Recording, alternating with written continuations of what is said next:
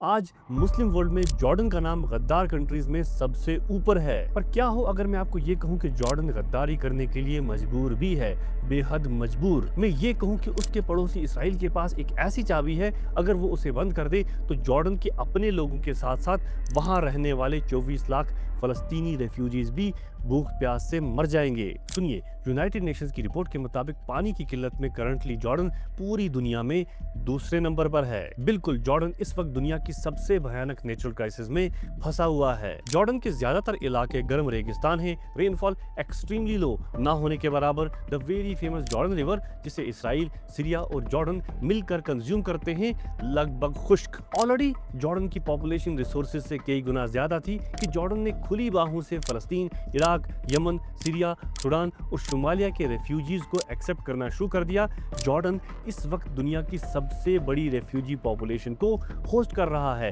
रफली 30,60,000 registered refugees. Result, water demand आसमान छूने लगी। मजबूरन जॉर्डन को अपने एक्वाफिर और अंडरग्राउंड वाटर रिजर्व्स को ओवर पंप करना पड़ा। प्रॉब्लम, जितना पानी इस्तेमाल हो रहा है उससे कई गुना कम जमीन उसे रिचार्ज कर पा रही है। कई सारे एक्वाफिर तो अब बिल्कुल खुश्क, ग्राउंड वाटर रिजर्व्स नमकीन हो गए हैं और वाटर क्वालिटी इंसेनली लो। हर साल प्रेशर बद से बदतर होता जा रहा है और फिर एंट्री होती है पड़ोस में बैठे एक हाइड्रोलॉजिकल सुपर पावर इसराइल की, जहां ऑलमोस्ट सारा का सारा मिडिल ईस्ट पीने के पानी को लेकर परेशान है। इसराइल ने इसे टेक्नोलॉजी की मदद से मास्टर कर लिया है।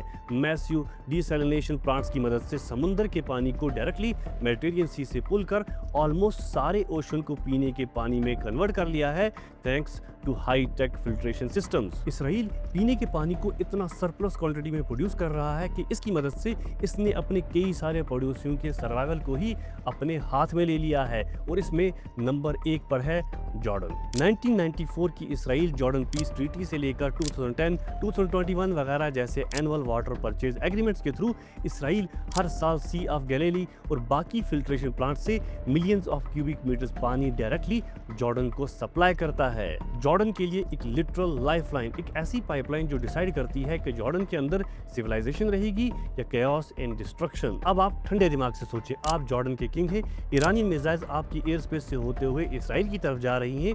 आपके पास दो ऑप्शंस हैं, या तो उन्हें जाने दें या फिर उन्हें इंटरसेप्ट कर लें। अगर आप उन्हें जाने देते हैं तो आपको इसराइल के बॉम्ब्स, इन्वेजन्स या यूएस सैंक्शंस का खतरा नहीं, खतरा है एक सिंगल वेल्व के बंद होने का। और अगर पानी का वो सिंगल वेल्व बंद हो गया, सबसे पहले जॉर्डन का agriculture collapse, cities panic, hospitals fail, food prices आसमान छू जाएंगी, लोग पीने के पानी को तरसेंगे, खासकर रिफ्यूजी कैंप्स के वो 30 लाख मुहाजिरीन जो इन केस ऑफ क्राइसिस जाहिर है प्रायोरिटी पर नहीं होंगे। एक भूखी प्यासी पॉपुलेशन को जियोपॉलिटिक्स से कोई लेन देन नहीं, उन्हें बस जिंदा रहना है। Result, civil unrest and possible civil war. Jordan 100% दूसरा सीरिया, इराक, यमन या उससे भी बदतर बन जाएगा। आपको ये बात समझनी होगी कि मिडिल ईस्ट के अंदर हर जंग मिसाइल से नहीं जीती जाती। कई बार एक सिंगल पाइपलाइन बड़ी सी बड़ी आइडियोलॉजी को घुटनों पर ला सकती है और यही है जॉर्डन की ब्रूटल रियलिटी जो सोशल मीडिया पर कोई भी डिस्कस नहीं कर रहा।